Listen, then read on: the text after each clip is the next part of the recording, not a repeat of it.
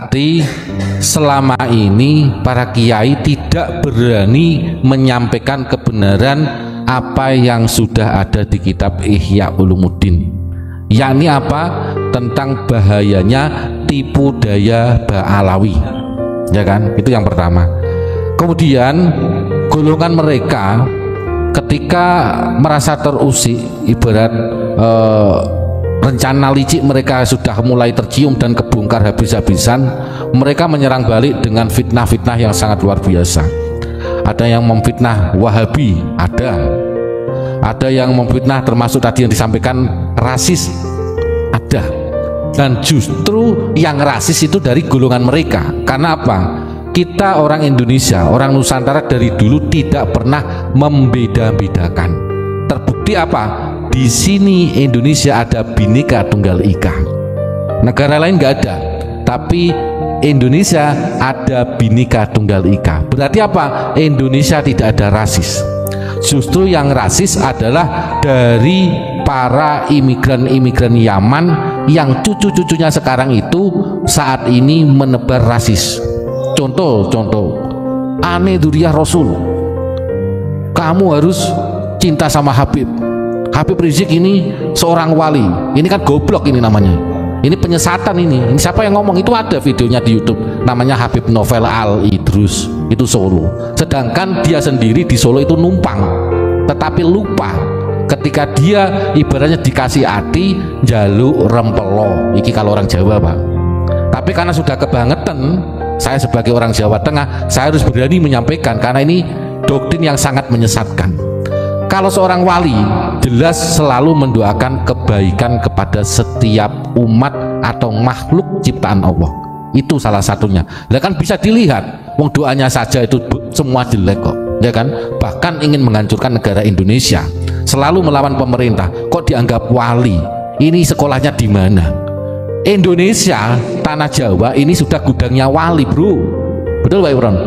Hampir setiap desa ini banyak walinya. Tetapi karena doktrin-doktrin mereka itu ingin menenggelamkan termasuk Wali Songo, Duriyah kerajaan, bahkan sampai ke ulama-ulama Nusantara. Contohnya, mohon maaf, di area makam Sunan Bonang, ya kan, dulu tidak ada makam namanya Habib Al-Jufri, Al-Kaf atau Al-Siapa. Tapi pada saat ini kita kecolongan di area makam Sunan Bonang. Di situ ada banyak makam Habib-Habib. Sedangkan Duriyah Wali Songo, Duriyah kerajaan, saking takzimnya saja tidak berani meminta dimakamkan di lokasi area makam Sunan Bonang. Betul Pak Imron? Nah, ini kalau tidak kelakuan orang-orang Yahudi gak mungkin. Kalau orang Nusantara pasti ada namanya tata krama dan etika. Tetapi pada saat ini Nusantara sudah cerdas semua, termasuk mereka bahkan ibaratnya ada doktrin kalau tidak mencintai Habib kafir. Ini doktrin sesat,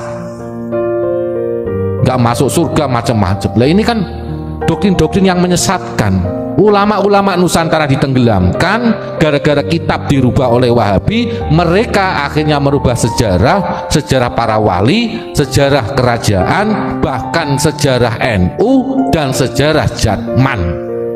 Berdirinya Jatman Torekoh itu pendirinya adalah Kiai-Kiai Qadiriyah wa Naqsabandiyah. Sejarah Jatman dirubah, sejarah NU mau dirubah. Bahkan di tubuh PBNU sendiri banyak Habib-Habib yang sudah menyusup di organisasi NU.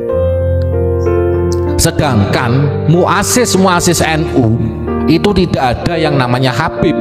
Bahkan mereka membuat tandingan 1926 berdirilah NU tanggal 31 Januari, maka 1928 mereka membuat tandingan, ya kan, yang didukung oleh Belanda pada saat itu, yakni namanya Robitoh Alawiyah. Kok sekarang ada doktrin antara kiai dan Habib tidak bisa dipisahkan dari dulu? Ketemunya di mana? Mereka justru malah memisahkan diri. Tapi pada saat ini mereka menyusup, mulai ranting, ya kan, MBC, PCNU, PBNU sampai PBNU, ya kan, ada yang muhtasar posisinya macam-macam. Ini NU mau dihancurkan oleh orang-orang tersebut. Kita pada saat ini harus sadar dan berani menyampaikan kebenaran, karena ini kaitannya keselamatan negara kesatuan Republik Indonesia. Mereka sudah berani terang-terangan menghina para kiai, menenggelamkan para pahlawan, para alim ulama, dan bahkan mengakui Indonesia milik Tarim, Jawa milik Tarim. Ini kan kurang ajar Pak Imron. Kalau dibahas ini memang sampai pagi sampai subuh pun tidak akan pernah selesai Pak Imron. Nah gimana Pak Imron? Ini terspesial buat Kang Ridwan. Setuju enggak kalau Indonesia atau khususnya Pulau Jawa ini miliknya Tarim? Tolong Kang Ridwan 212 jawab di kolom chat. Indonesia atau Pulau Jawa ini miliknya Tarim. Setuju enggak sampean? Kalau sampean setuju berarti sampean bukan keturunan dari Nusantara. Berarti sampean sendiri punya etikat untuk menenggelamkan daripada leluhur panjenengan sendiri. Jangan-jangan nanti Ki Ageng Grebek diganti juga namanya. Ini yang sudah terjadi, seperti Ki Ageng Penanggungan diganti. Kenapa kita diam? Nah ini tolong Kang Ridwan kalau masih station dijawab di kolom chat ini. Setuju enggak kalau Indonesia atau Pulau Jawa ini diakui miliknya Tarim? Dijawab. Jangan bisa mengkritisi, tapi saya juga bisa mengkritisi daripada apa yang Anda lakukan. Artinya apa? Kita berusaha jangan sampai leluhur kita ditenggelamkan oleh orang-orang yang mempunyai kepentingan untuk merusak daripada Indonesia ini.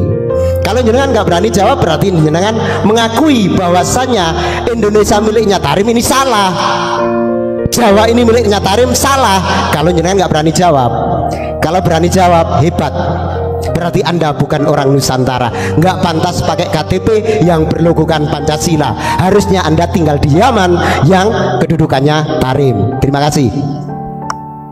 Ya, Pak Imron semangat sekali nih. Semoga beliau selalu diberikan kesehatan. Amin. Selain itu Pak Imron, ada doktrin lagi bahwasanya mereka menyampaikan bahwasanya Indonesia Wali Songo dari Yaman. Kenapa? Sekitar 2 tahun yang lalu kalau nggak salah, saya masih ingat di Sunan Ampel, karena di situ mengundang Habib ya. Beliau menyampaikan, Habib tersebut itu menyampaikan bahwasanya Sunan Ampel ini dari Yaman.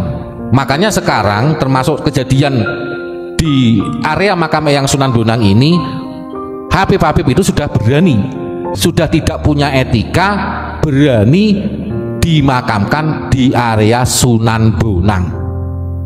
Ini bisa dicek yang jenengan sering ziarah Wali Songo, kalau di Tuban monggo ziarah ke makamnya Sunan Bonang. Di situ ada makam-makam Habib, sudah banyak di situ. Nah ini kami sebagai Dzurriyyah Wali Songo, kalau bisa secepatnya dibongkar itu makam Habib-habib, kurang ajar itu. Ya mungkin terima kasih, saya agak terima. Terima kasih. Dan nanti biar disambung lagi Pak. Masih lagi ya tuh ya Allah. Karena gini. Sekarang itu memang oknum-oknum Habib, dan bisa dikatakan sudah menyeluruh ya, sampai ke pelosok-pelosok desa. Kenapa di Tulungagung ada petilasannya Pangeran Benowo juga diganti Al-Muhdor? Karena di Tulungagung ada Habib yang bermarga Al-Muhdor, pasti akan diganti sesuai dengan marganya. Lah wong Pangeran Benowo ini terah kerajaan asli, terah Wali Songo, kok Habib berani-beraninya merubah menjadi Al-Muhdor?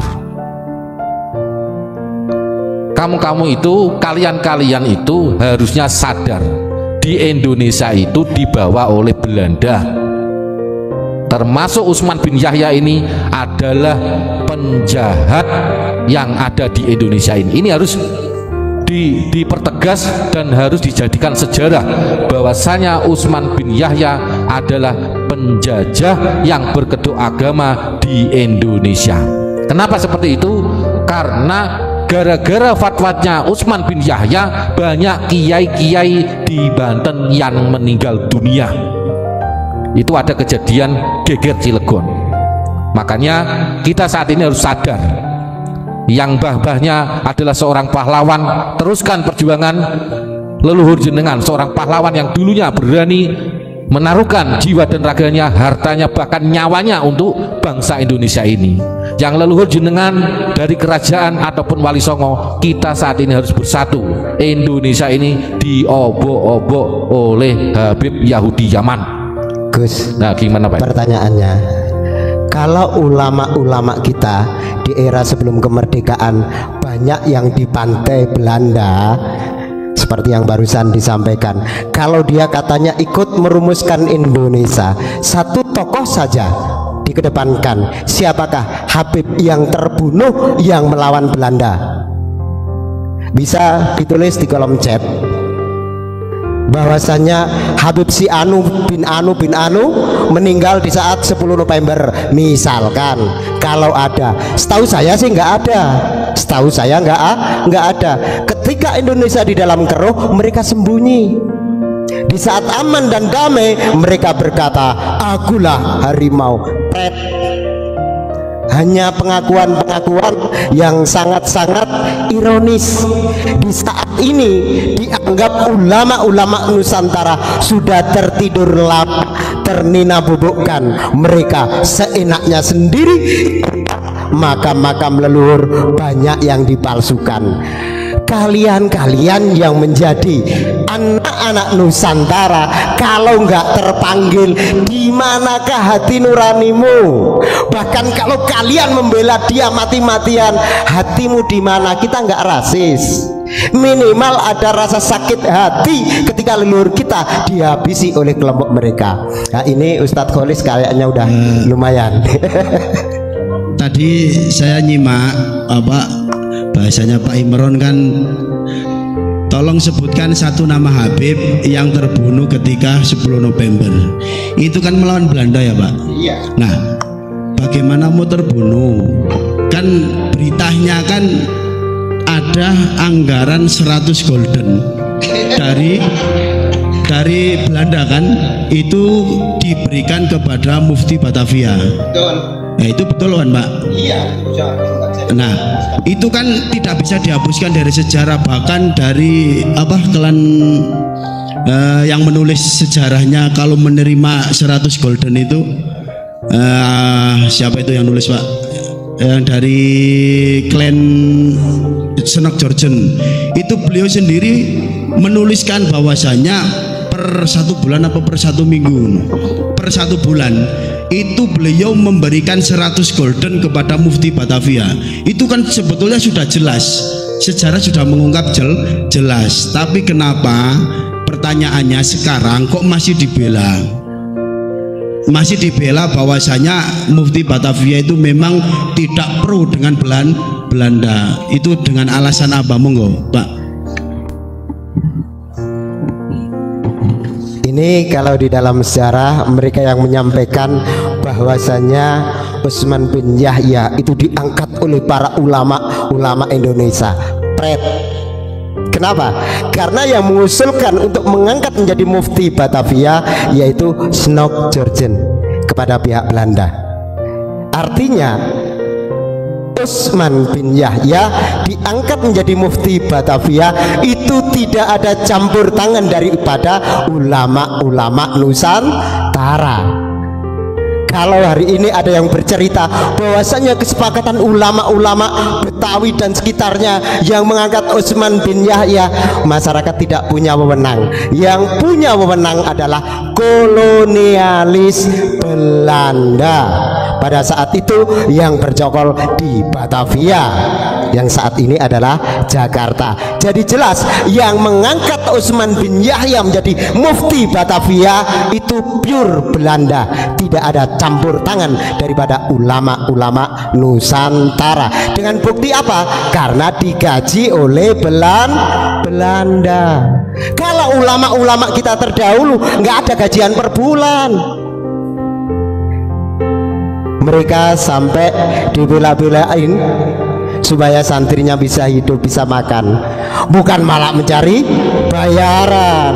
Lah hari ini kita diputar balikkan sejarah itu, seakan-akan Utsman bin Yahya itu diangkat oleh alim ulama yang ada di Betawi dan sekitarnya. Mohon disadari hal tersebut, karena di dalam catatan sejarah tidak pernah terhapuskan. Dan di salah satu kitab yang dikeluarkan oleh Utsman bin Yahya, orang-orang yang melawan kepada kolonialis Belanda termasuk golongan pemberontak itu masih tercatat rapi di dalam kitabnya Utsman bin Yahya. Moga